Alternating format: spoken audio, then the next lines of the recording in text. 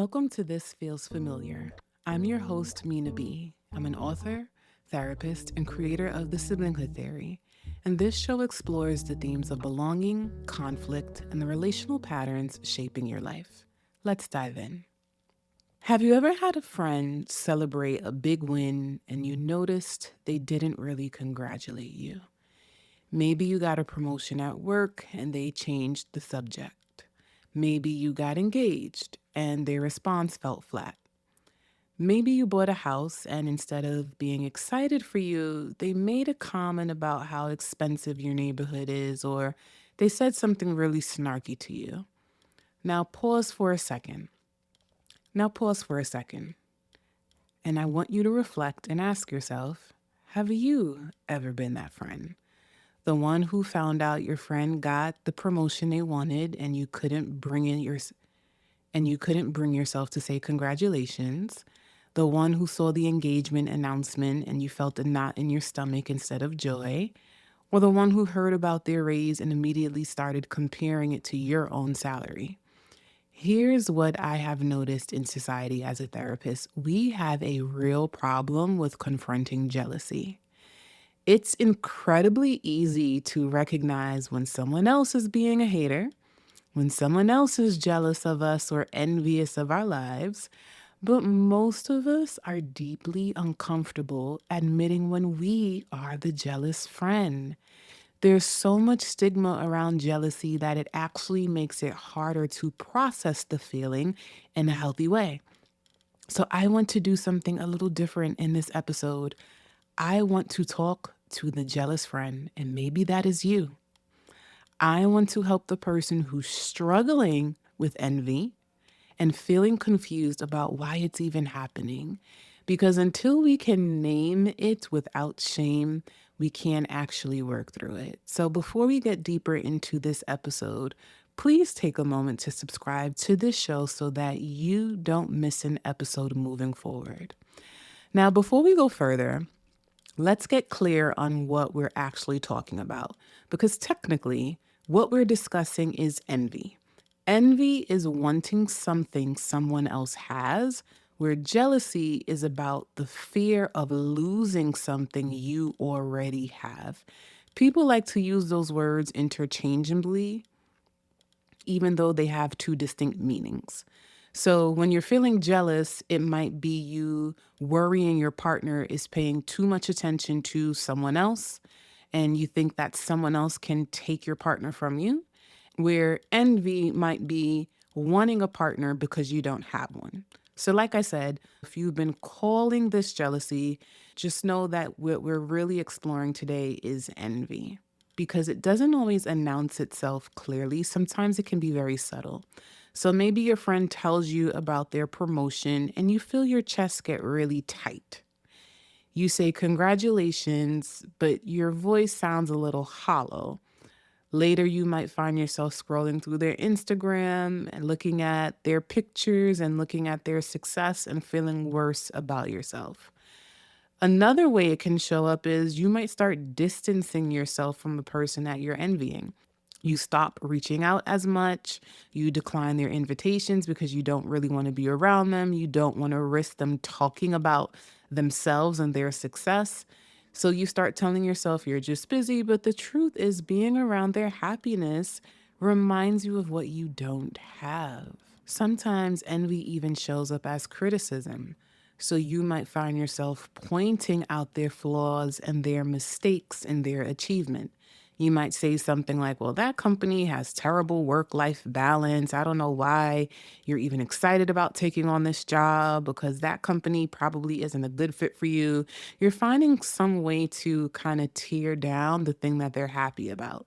So if they bought a new house, you might say, well, that neighborhood is nice and all, but that commute is going to be so brutal for you. Why would you move all the way out there? Now you're 45 minutes away from everybody. Or you might even say something like, the house doesn't even have two floors. Why'd you get a one level ranch house? Your house doesn't even have a garage. And you're just pointing out all of these different things when they're happy about their decision. So you're not celebrating with them. You're finding ways to diminish what they accomplished so it doesn't feel threatening. And then there's the comparison spiral. You just can't be happy for them. Your brain immediately starts cataloging everything you haven't achieved. So if they got the promotion, you start to say to yourself, you're still stuck in the same role. If they bought a new house, you start spiraling about how you're renting. If their relationship looks perfect to you, you start spiraling about the fact that you're still single. And it becomes this constant scorekeeping that leaves you feeling like you're losing. And what makes this so hard is the shame that comes with it. You know you should be happy for them. You know envy makes you look petty or insecure, so you don't talk about it. You just sit with the feeling and it festers, and that isolation makes it worse. So, why do you feel this way? Why does your friend's success make you feel like you're a failure? As a therapist, I spend a lot of time exploring sibling and peer dynamics. And one dimension that comes up constantly in the work that I do is helping people recognize competition and scarcity in their lives. Specifically, how we learn to think about limited resources among equals. And your friend's promotion triggering envy, well, that is this dynamic playing out. To understand where this comes from, sometimes we have to go back to where you first learned to compete. And for those of you who have siblings, sometimes that's where it starts. Competition often starts in sibling relationships because siblings are navigating the same limited resources: parental attention, praise, recognition, even time. So when one sibling is getting attention for something, the others aren't. And over time, that creates a framework for how children think about success among peers. So here's how it typically plays out. In many families, siblings develop distinct identities to reduce direct competition. So one sibling might become known as the smart one and get praised for academics. They do really good in school. They're always acing their tests. They're always bringing home 100. And another sibling then finds a different lane. So maybe they're not as smart as their older sibling, but they become the athletic one, or they become the creative one, or the really social one, or the musician. This isn't random, it's a strategic adaptation to scarcity. But this dynamic gets significantly worse when parents actively compare siblings to each other. So think about how things were in your home if you have a sibling. Has your parent ever said to you, "Why can't you be more like your sister? Your brother never gave me this problem." These kind of comparisons don't motivate us, even though parents think they do. What they do is they create resentment and reinforce the idea that one sibling's success highlights the other's inadequacy. And in families with emotionally immature parents, this goes even further. These parents might actively pit siblings against each other, creating competition for affection or using one sibling's achievements to shame the other. Research on sibling relationships calls this sibling de identification. It's a process where siblings differentiate themselves from each other to carve out their own identity and secure their own recognition. So one sibling becomes the athlete, another becomes the artist, one is the responsible one, another is the fun one. And this happens because families have limited attention and resources. So if one sibling is already occupying a particular role and getting recognition for it, other siblings find different roles to fulfill. What this teaches children is that there's only room for one person to succeed in any given area. So if someone else is already taking up that space, you need to find a different one. It creates zero sum thinking, the belief that success is a limited resource and someone else winning means there's less available for you. But this dynamic doesn't stay contained to sibling relationships. It can also apply to people who are only children, and it extends to every peer relationship you have. This means your childhood friends, classmates, teammates, even the kids in your neighborhood, your cousins. These are all horizontal relationships where children are navigating similar dynamics of scarcity and comparison. In school, there's one lead role in a play, one spot on the varsity team, one valedictorian, one most popular student. Think about your yearbook. There's always one particular student for each category. Competition becomes baked into peer relationships because systems are designed that way. Teachers rank students. Sports have tryouts that cut most kids. Award ceremonies honor one or two people while everyone else watches. So, when peer environments operate this way, where success is limited and explicitly compared, it can also create this zero sum thinking.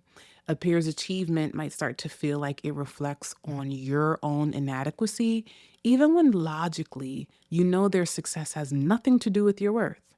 Their win becomes a comparison point that highlights the gap between where they are and where you are.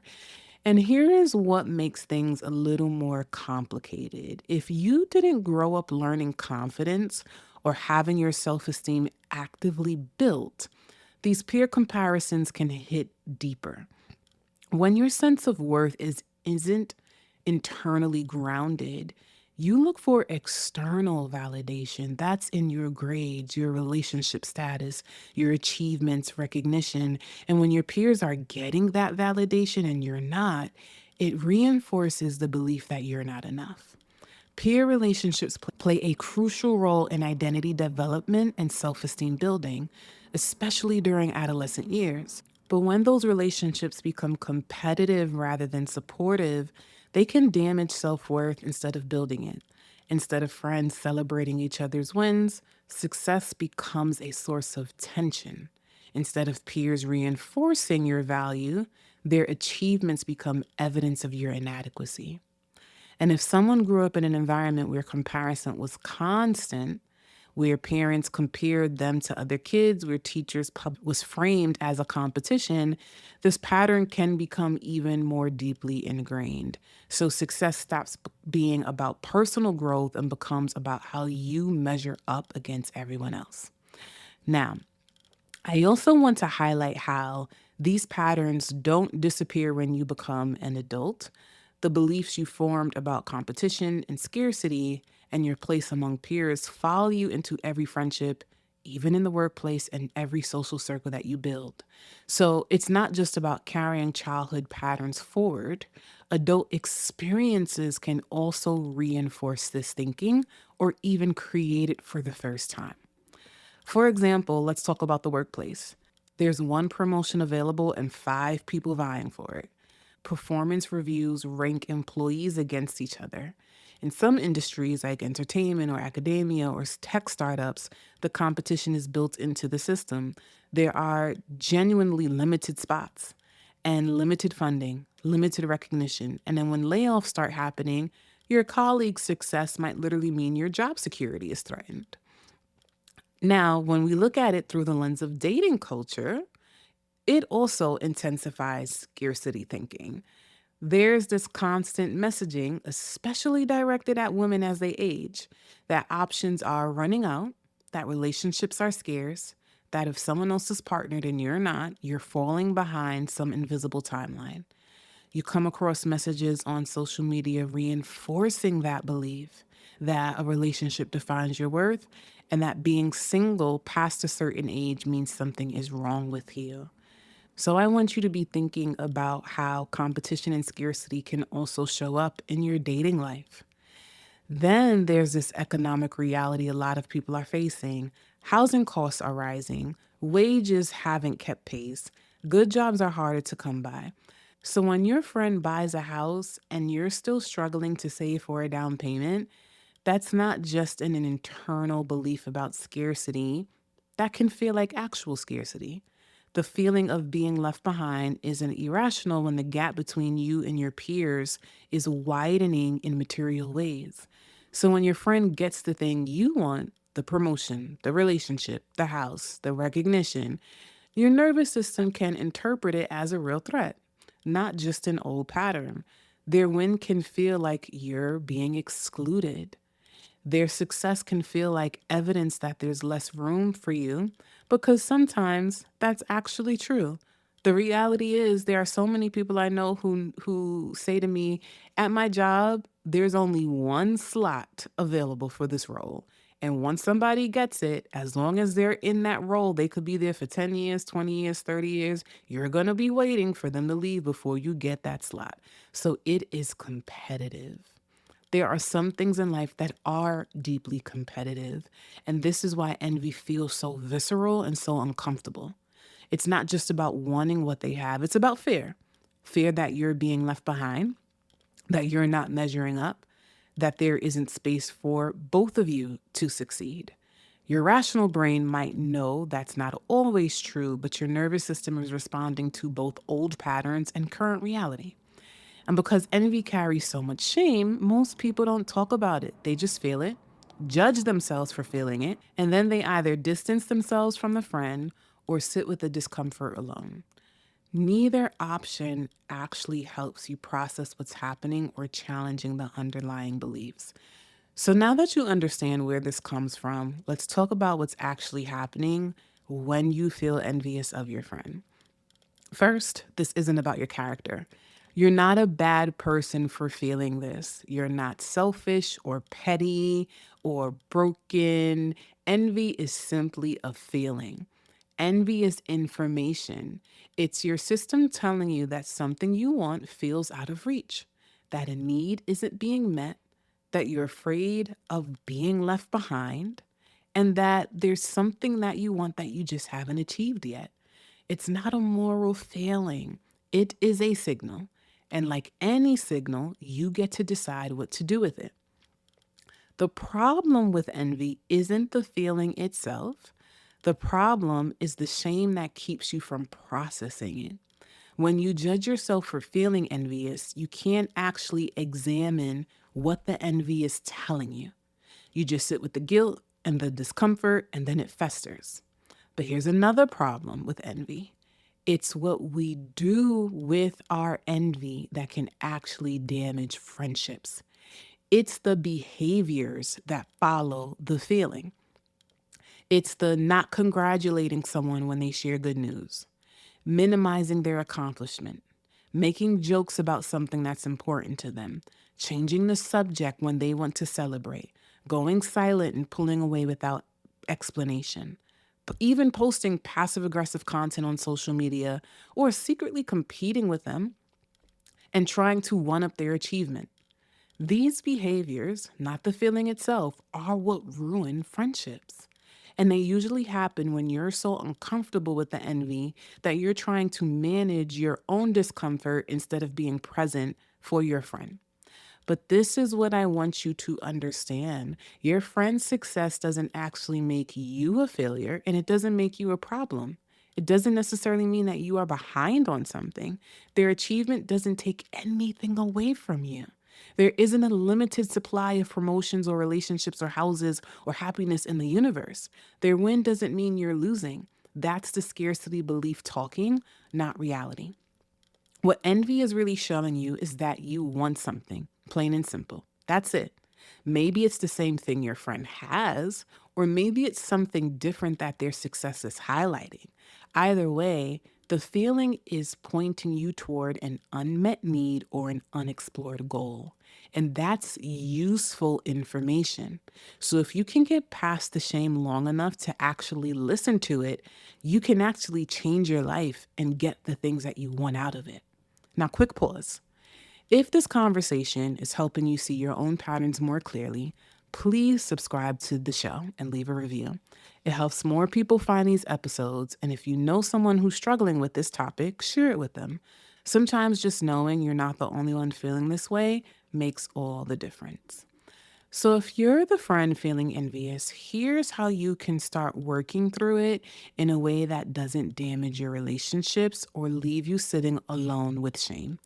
You need to name it without judgment. I find that in our society, because envy is kind of like this thing that a lot of people are afraid to admit they're experiencing, that's why you're not able to process it.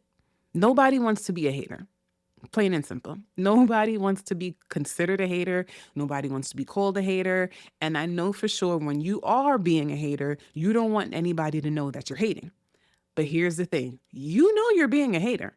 So if you know you're being a hater It's because you're feeling something. So the first step you need to do is acknowledge what you're feeling, not to your friend though, to yourself. Sometimes envy isn't immediately obvious, and there are going to be times where your body is alerting you that you're feeling envious, even if you don't recognize it mentally. So you might need to pay attention to what's happening in your body and your thoughts. Sometimes your chest might tighten when somebody shares good news. Your heart might race. You might feel your stomach drop. Mentally, you might notice yourself immediately comparing, cataloging what you don't have, tallying up the ways you're behind. You might even find yourself scrolling through their social media or even replaying the conversation in your head over and over and over and feeling the urge to distance yourself from that person because you want to distance yourself from that success because that success is making you uncomfortable. Those are signs to pay attention to. And once you notice them, you need to name it. I'm feeling envious right now. Like I said, you don't have to call your friend and say, hey, girl, I'm hating on you. You don't need to do that. But what you need to do for yourself is admit to yourself that you are feeling jealous. You are feeling envious. Their success triggers something in you. You really, really want to buy a home, and the fact that your friend bought a house before you brought some feelings up for you because maybe you're not anywhere near your financial goals to buy a home yet. So you feel left behind. You're asking yourself, when is it going to be my turn? It's okay to acknowledge that that is what you're feeling. And if you acknowledge it, you are able to work through it. The act of naming the feeling without layering shame on top of it creates space to actually process it instead of letting it fester. Another thing you can do is get curious about what it's showing you because envy is information. So, what is it telling you? Are you envious because you want the exact same thing they have? Or is their success highlighting something else you've been ignoring in your own life? You're watching them get a promotion and you realize I've been stuck in the same position at the same job that I've said I hated 10 years ago. And I watched my friend bounce around at different jobs in order to boost their career. And they finally got the dream role that they've wanted. And I've been stuck in the same role for the last 15 years now. That might be that you are recognizing that they have maybe more resilience, or maybe you're recognizing that they have more grit, and that's what you feel envious about. Maybe your friend got engaged and you realize you want partnership. Maybe it's not marriage, but you want a partner. Maybe they got promoted and you realize that you're bored in your current role. Maybe they bought a home and you realize that you're tired of renting, or you realize that you want to move somewhere. You also want to decide to pack your things up and move to a different state. You envy the fact that your friend doesn't have certain responsibilities or obligations, and you do. And that's why you're in the role that you're in. So it's really important to ask yourself, what information is this envy telling me? Because sometimes we can envy the lives people have because there are certain burdens and hardships we're facing in our own lives. And what that kind of can tell us is that you need help managing those burdens and those hardships in your life. It has nothing to do with your friend. So you need to use envy as a diagnostic tool. What unmet need or unexplored goal is it pointing you toward? Another thing you can do is separate their win from your worth. This is the hardest part, but it's essential. Your friend's success doesn't mean you're failing. Their achievement doesn't reflect on your value. There isn't a scoreboard where their win puts them ahead of you. You're creating that in your head. Their timeline isn't your timeline. Their path isn't your path. Their life is not your life. When you catch yourself comparing, pause and remind yourself their success and my worth are not connected. Their life and my life are not connected. It might feel like they are, but that's the old scarcity programming talking. Another thing I'm going to encourage you to do is celebrate them anyway, even if it's hard. Here's something that might feel counterintuitive. Act before the feeling shifts. You don't have to wait until you feel genuinely happy for them to congratulate them. Send the text anyway.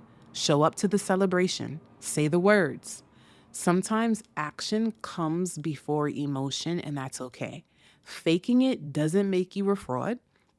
It makes you someone who's choosing the relationship over the discomfort you're feeling. You are actively learning to challenge that discomfort and work through it by challenging it. And often, the act of showing up for them actually does shift something internally for you. The next thing that you need to do is tend to your own goals. If your friend's success is triggering envy, that's a sign that you need to redirect some of that energy toward yourself. What do you actually want? And what steps are you taking? Because here's another thing about envy.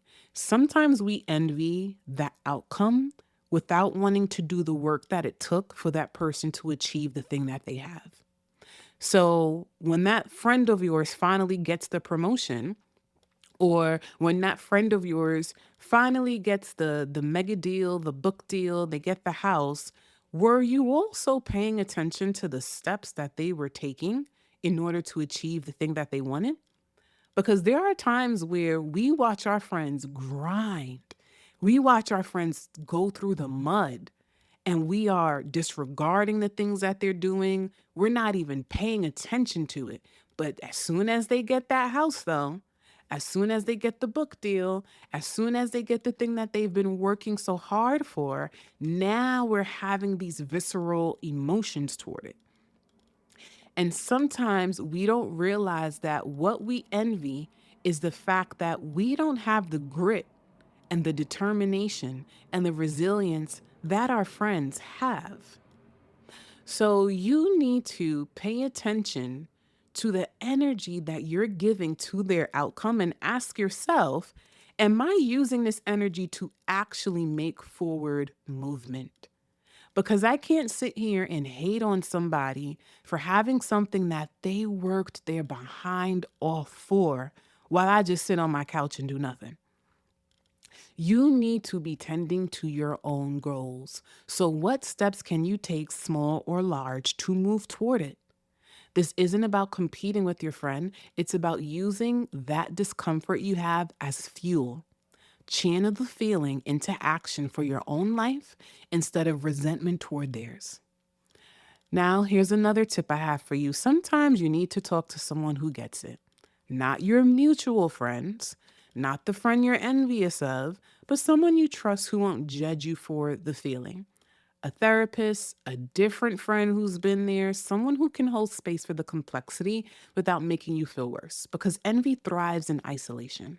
When you bring it into the light with someone safe, it loses some of its power.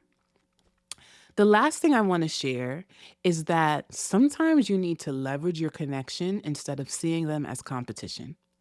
If your friend is succeeding in an area you want to grow in, this is actually an opportunity. If your friend bought their dream home and you're trying to save for a down payment, ask them how they did it. If they got the promotion you want, find out what steps they took to get there. If they're in what seems like a healthy relationship and you're working on your dating life, learn from what they've built. Again, leverage your connections with the people you know instead of sabotaging your connections by being envious.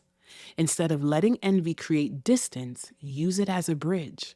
Your friend's success can be a resource, not a threat. And often, shifting from competitor to learner changes the entire dynamic of the friendship for the better. I want you to understand this. Your friend's success doesn't make you a failure. Feeling envious doesn't make you a bad person, it makes you human. And it makes you someone who learned early that success was scarce and competition was the only option. But you can unlearn that. You can feel envious and still show up for your friend. You can want what they have and still recognize that their win doesn't take anything away from you. Both things can be true. The goal isn't to never feel envy. The goal is to stop letting shame keep you from processing it, to stop letting it damage your friendships, and to start using it as information instead of evidence that something is wrong with you. You deserve success. Your friend also deserves success. There is room for the both of you. So, if this episode resonated with you, please rate and subscribe to this show. It helps more people find these conversations. You can also subscribe to my newsletter, All the Hard Things on Substack, where I go deeper into these topics. And if you haven't yet, order a copy of my book, Owning Our Struggles, if you want to continue learning from me. If that familiar feeling of envy is something you're navigating right now, here's what I want you to remember from today's episode. Envy isn't the enemy, shame is. When you can name the feeling without judgment, you can actually work through it instead of letting it quietly destroy your relationships. Until next time.